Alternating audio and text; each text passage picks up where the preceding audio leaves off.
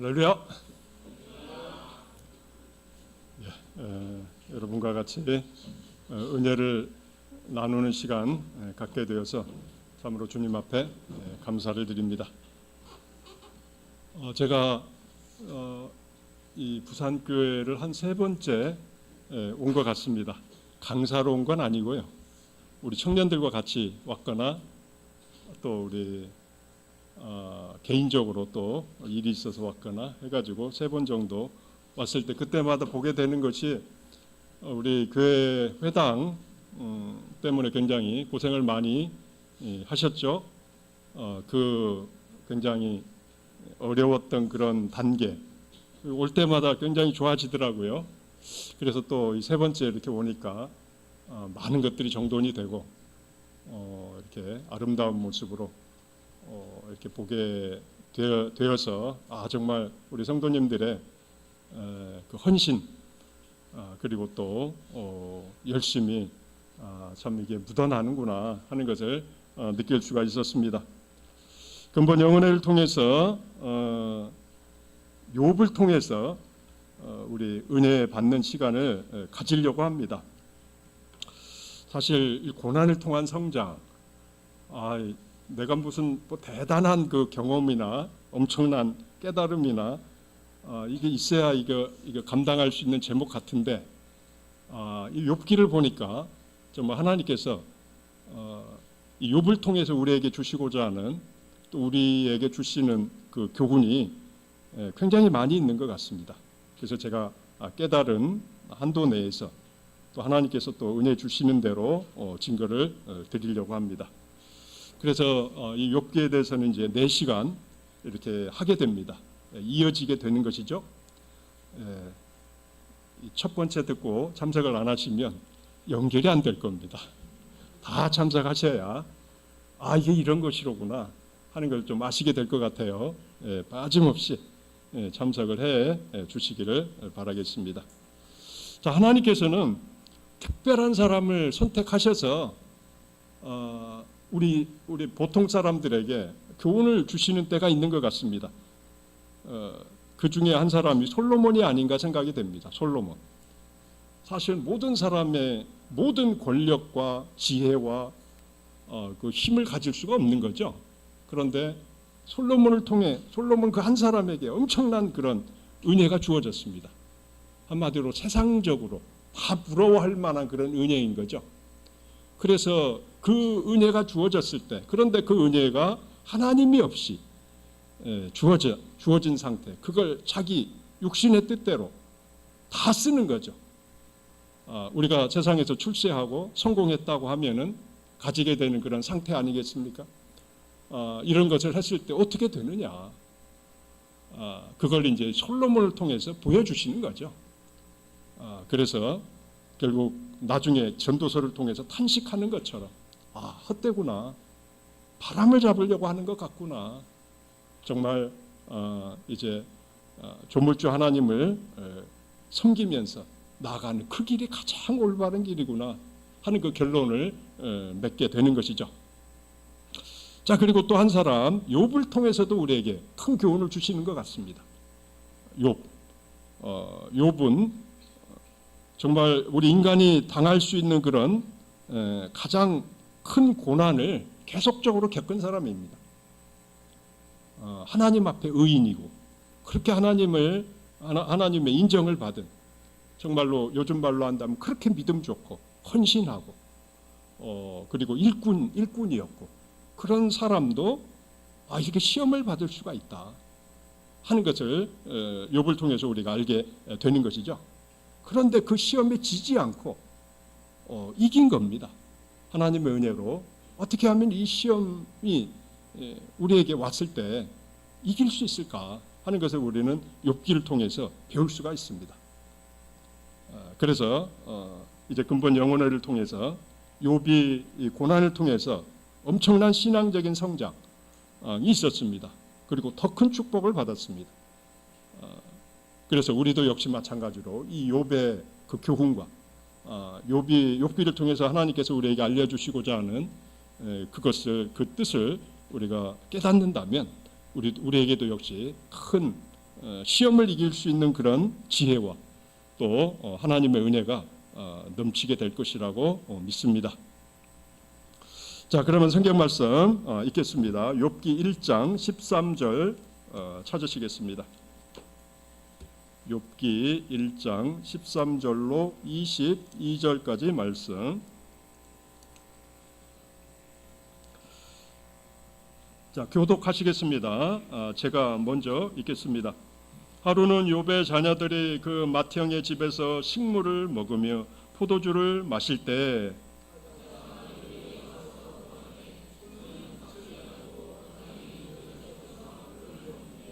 스밧 사람이 갑자기 이르러 그것들을 빼앗고 칼로 종을 죽였나이다. 나만 홀로 피한 고로 주인께 고하러 왔나이다.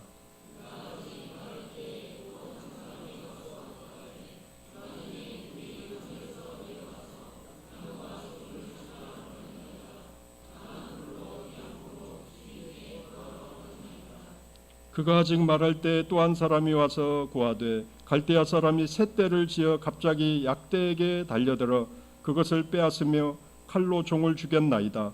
나만 홀로 피한 고로 주인께 고하러 왔나이다.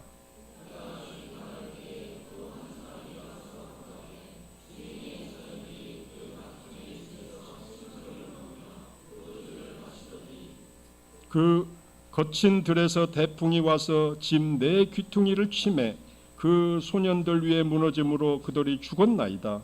나만 홀로 피한 고로 주인께 고하러 왔나이다 한지라.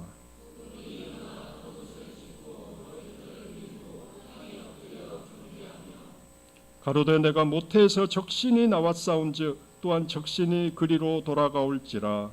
주신 자도 여호와시요 취하신 자도 여호와시오니 여호와의 이름이 찬송을 받으실지니이다 하고.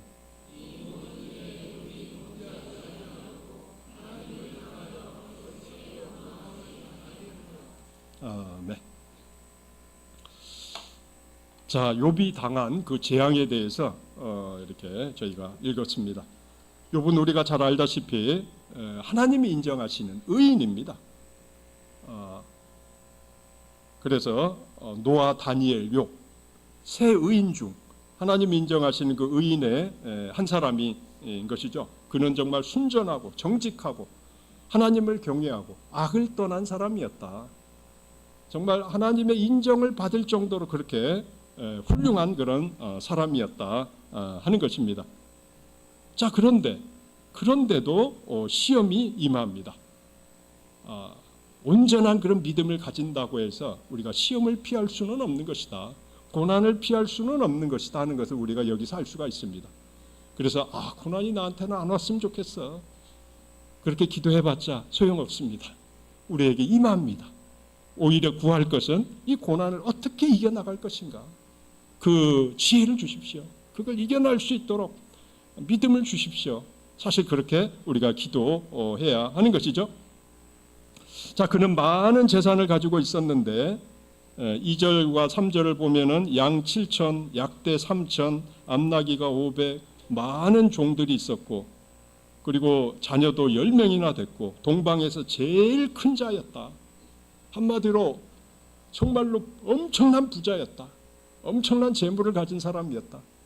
그뿐이 아니라 재물뿐만이 아니라 정말 그의 이름이 온 동방에서 높은 아주 영향력이 있는 그런 그 인물이었다 하는 것입니다.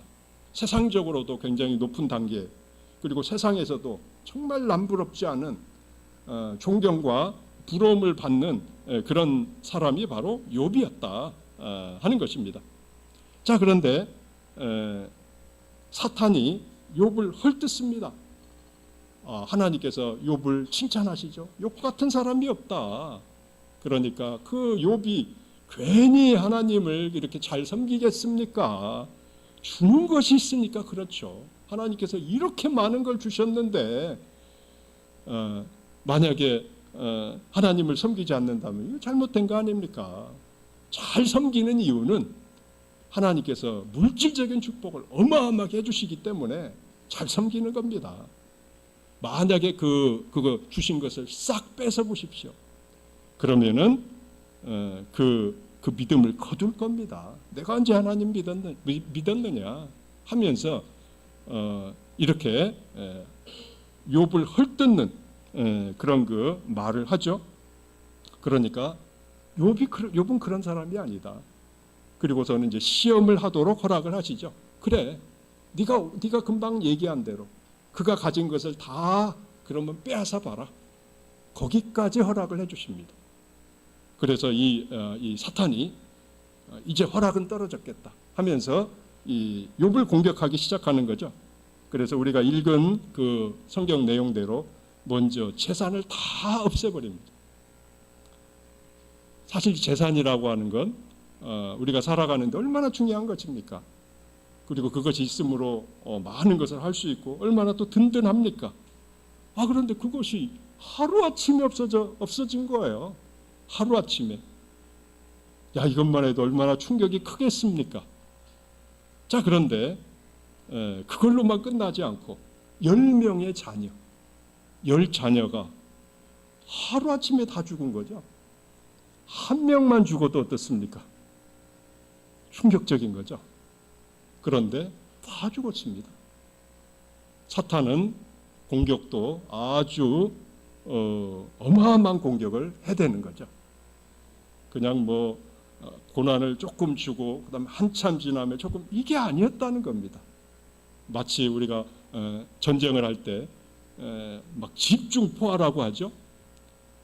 일거에 퍼부어야 효과가 있다고 합니다. 자, 그런 것처럼 뭐 완전히 집중 포격을 한 것이죠. 자, 이 소식을 이제 전해봤습니다. 욥이. 자, 재산이 다 없어져. 그러니까 요즘 말로 하면 거지가 된 거예요. 있던 것이 다 없어졌습니다. 그러니 그 상태에서 무슨 뭐 존경을 받을 수가 있고 그 전처럼 큰 역할을 할 수가 있겠습니까? 그 다음에 그것도 모자라 가지고 자기의 10자녀가 다 죽는 어마어마한 또 소식도 듣게 되는 것이죠. 자, 우리에게 이런 일이 일어나서도 안 되겠지만 일어나면 어떻게 될까요?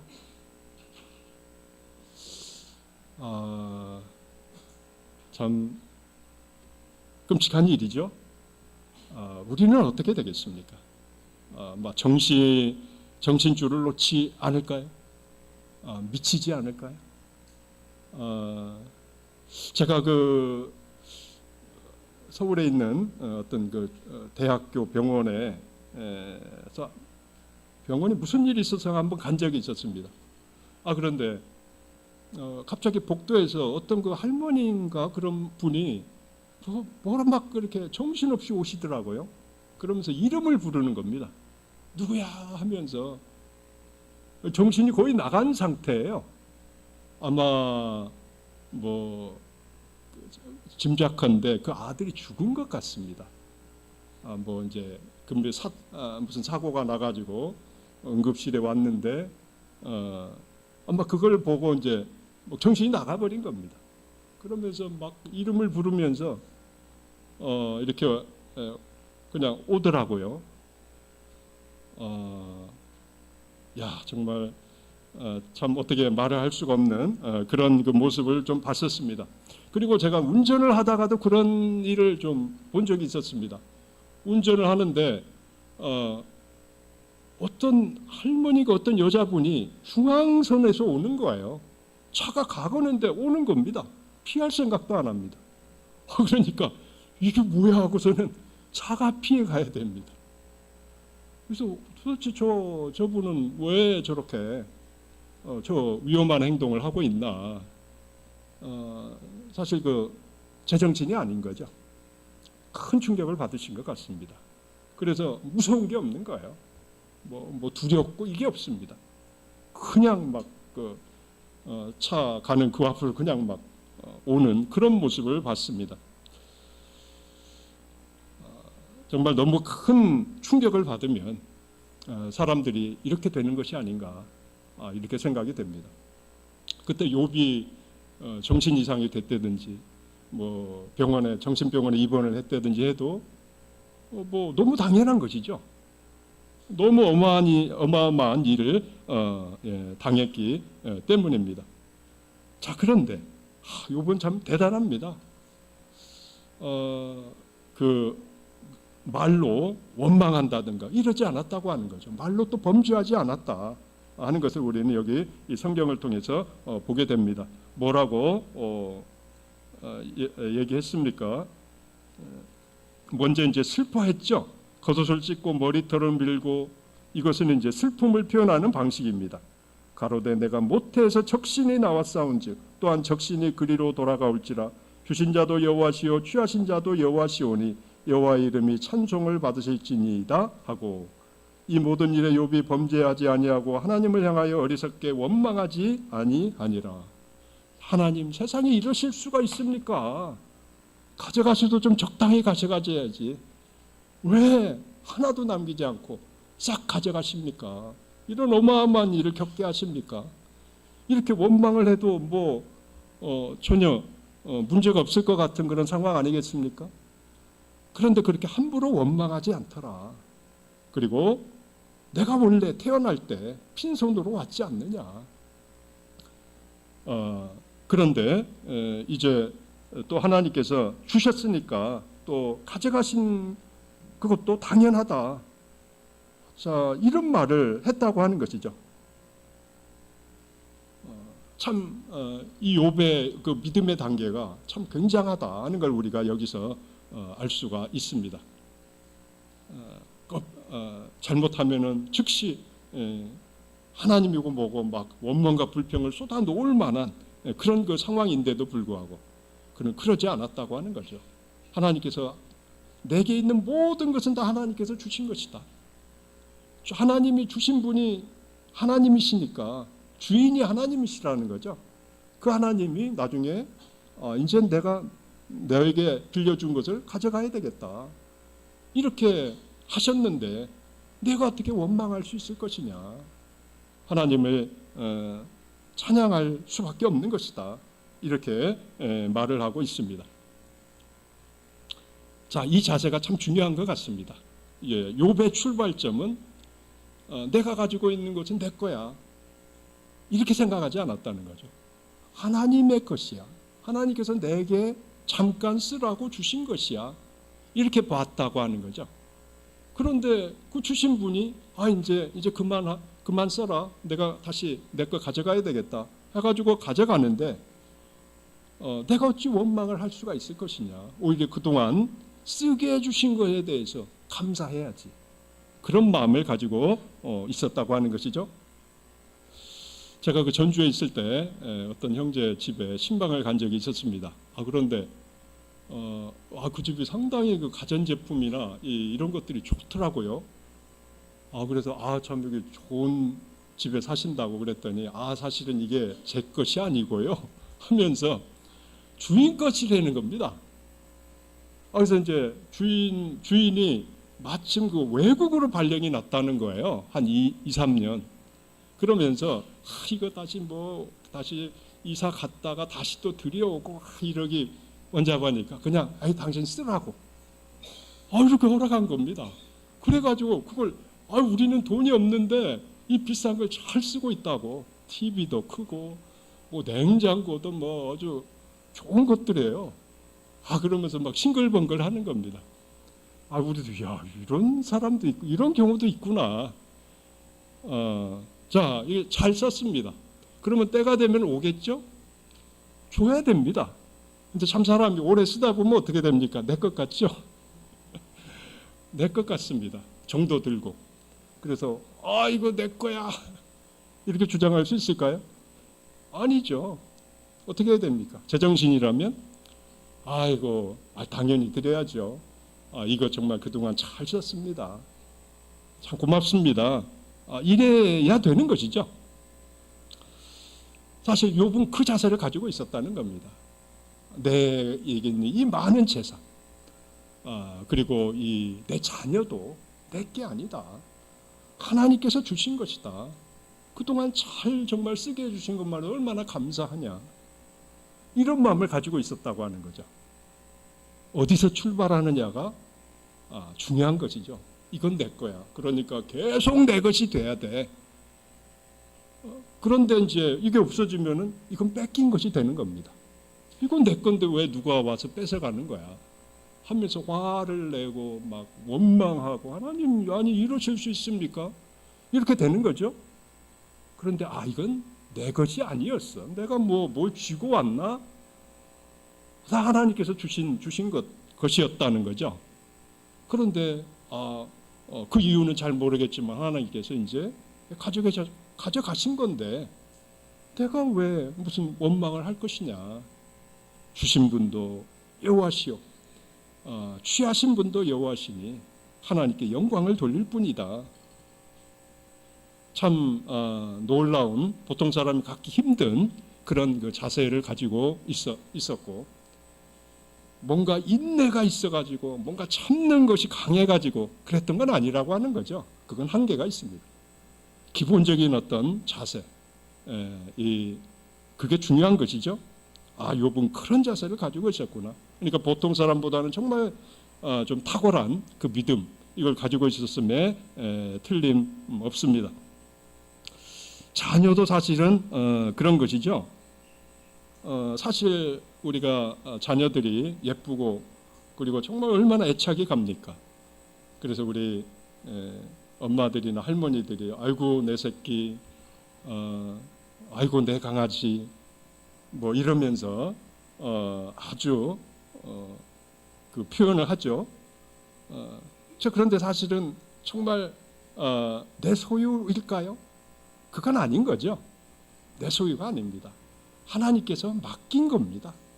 맡긴 그런 존재인 것이죠. 그래서 우리가 잘 키워서 하나님의 자녀로 성장시키라고 하는 그런 뜻으로 준 것이 이 자녀인 것이죠.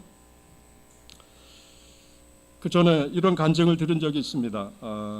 제가 그 쌍치 기도원에 갔을 때 거기 한 여자 집사님이 계셨는데요.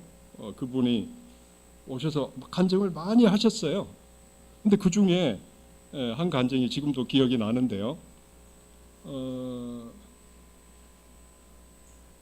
이제 이분이 이제 꿈을 꿨습니다. 꿈을 꿨는데 자기 딸이 있는데 막내딸이 막 물에 휩쓸려 가지고 죽을 뻔한 그런 상황인 거예요.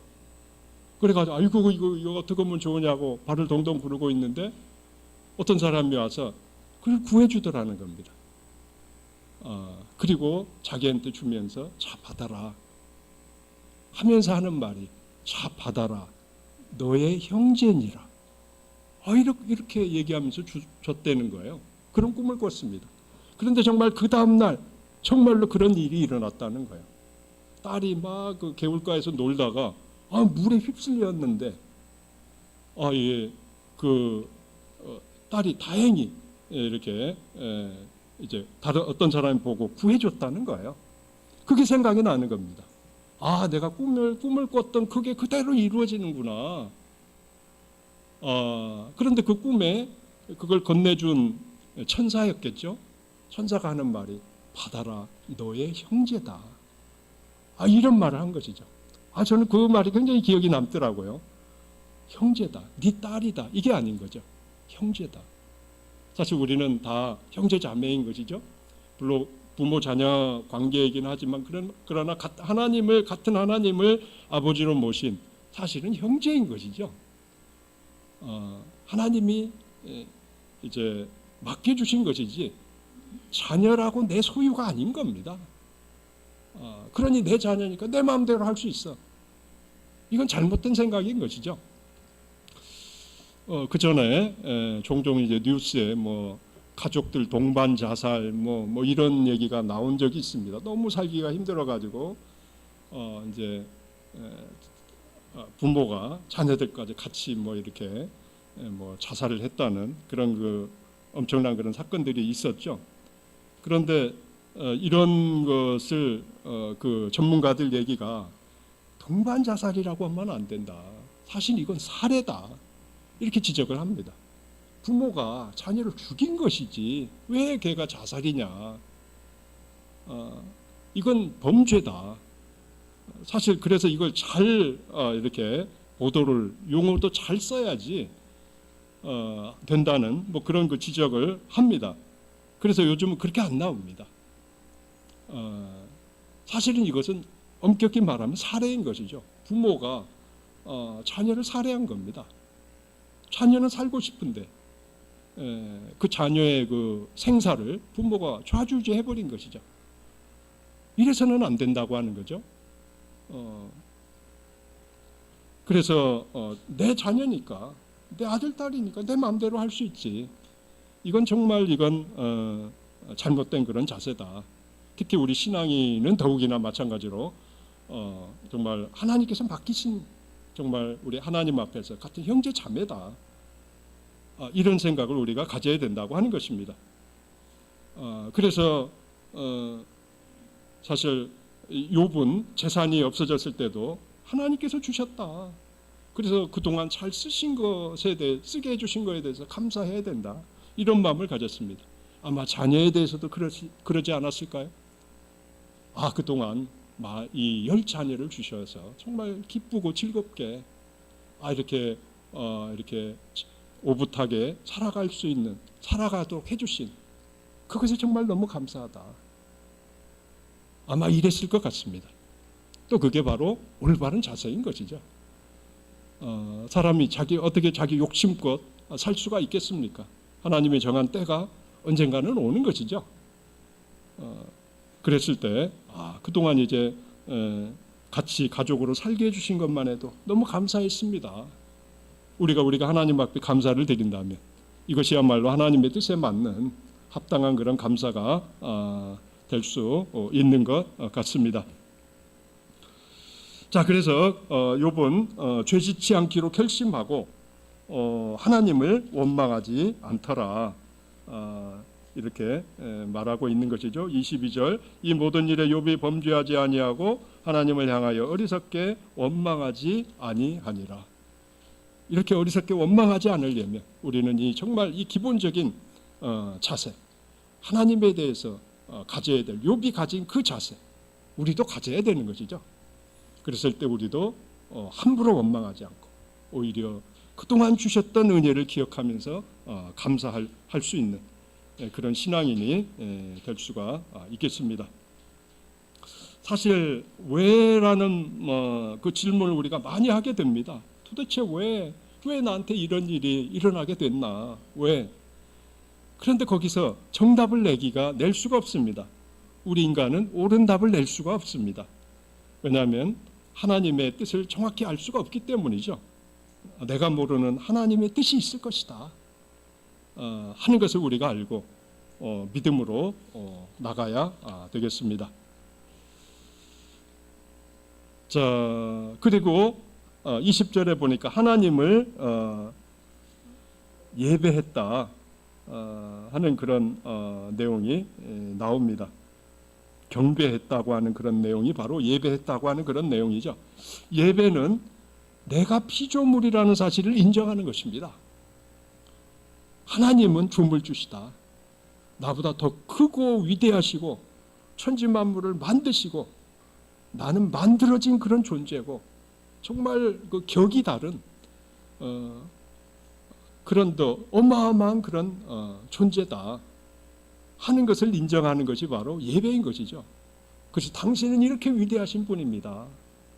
이렇게 우리가 찬양을 드리고 그리고 또 정말 이 보잘것없는 우리 인간을 이렇게 인자가 우리 인간이 무엇이기에 내가 무엇이길래 이런 하찮은 존재임에도 불구하고 그렇게 생각해 주시고 사랑해 주시고 구원해 주시고 정말 너무나 감사를 드립니다.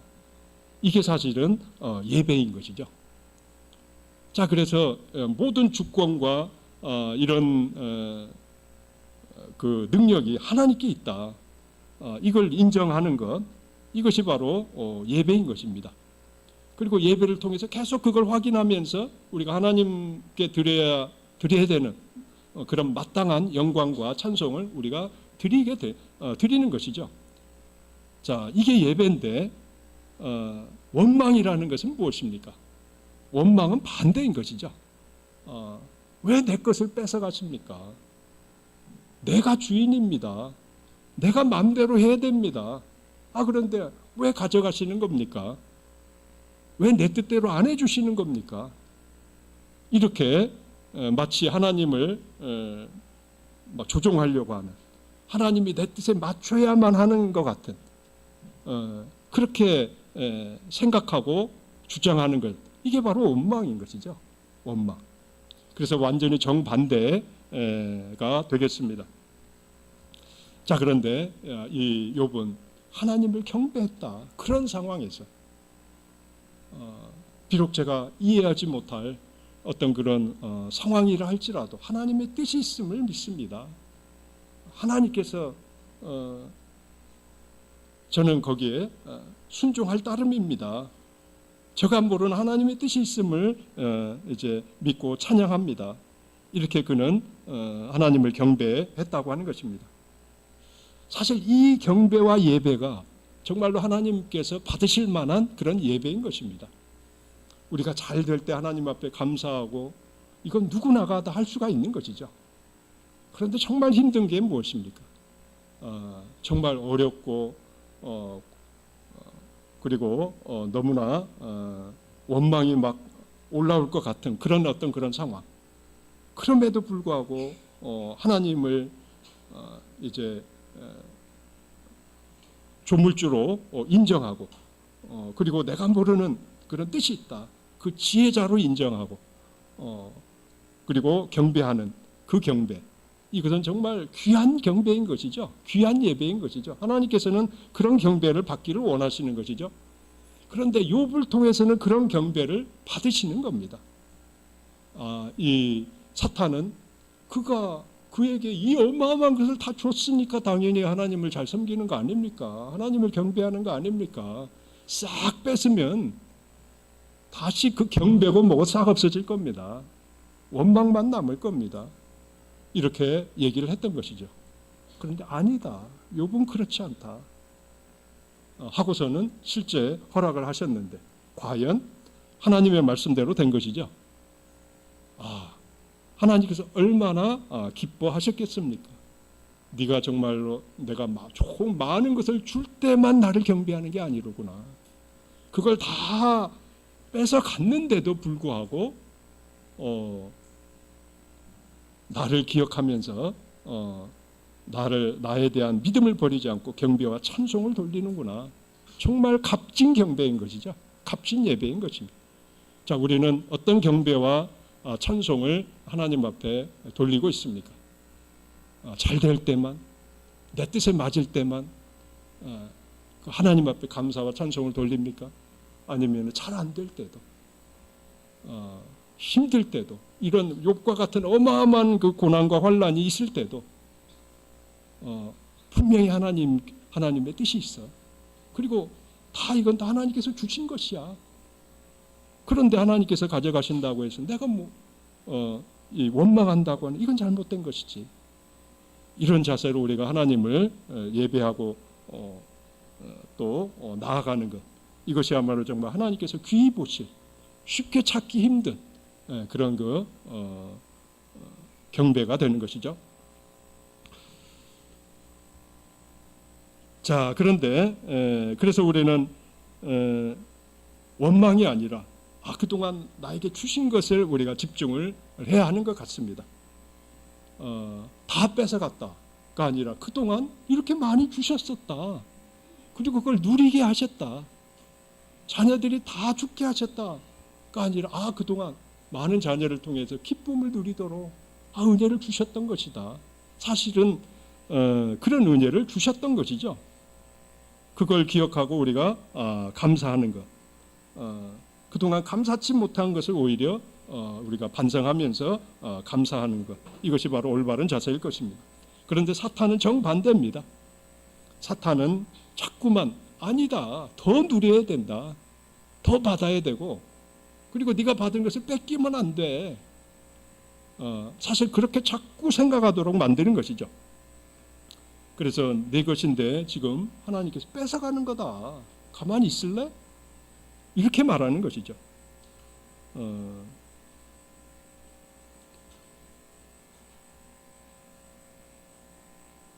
자, 이제 이러한 자세가 아니라 정말 하나님 앞에 주신 것을 감사할 줄 아는 욥과 같은 그런 자세를 우리가 가졌을 때 우리는 정말 큰 환난과 고통이 왔을 때 물론 슬프고 괴롭고 그렇지만 정말 이 마음으로 하나님 앞에 범죄하지 않는 그런 그 신앙의 자세를 가질 수 있을 것입니다. 자, 그래서 우리 그런 그 감사의 표현이 먼저 우리의 생명을 주신 것에 대한 그런 감사. 생명은 좀 시간이라고도 말할 수가 있죠. 그 감사가 안식일입니다. 안식일을 지키는 것이죠. 안식일을 통해서 내 일에 쓰지 않고 하나님을 경배하는데, 하나님을 예배하는데, 하나님의 일을 하는데 쓰는 것. 이것이 바로 감사를 표현하는 그런 방법입니다. 그 다음에 재물 주신 것에 대한 감사는 11조로 나타나죠. 11조. 그래서 10분의 1은 하나님의 것이다. 하나님의 주신 것에 감사를 표현하는 그런 하나님께서 요청한 그것이 바로 11조인 것이죠. 그리고 은사를 주신 것에 대한 그런 감사, 이것은 봉사로 나타납니다. 정말 이런 은사를 나에게 주셔서 감사합니다 하면서 우리가 봉사해야 되는 것이죠. 자, 이해할 수 없는 그런 불행 뒤에는 분명히 우리가 미처 깨달을 수 없는 그런 하나님의 깊은 뜻이 있다 하는 것을 우리가 아는 것이 중요합니다. 다 우리가 깨달아야 된다. 이건 너무 과한 생각인 것이죠. 우리가 깨달을 수 없는 것이 너무나 많이 있습니다. 그래서 나는 알 수 없고 모르겠지만 그러나 하나님의 뜻이 있고 분명히 또 우리를 유익하게 하기 위한 그런 하나님의 역사가 있을 것이다 하는 것을 우리가 그런 믿음을 가지고 전진해 나갔을 때 하나님의 귀한 역사가 욥에게 임한 것과 같이 우리에게도 임하게 될 줄로 믿습니다.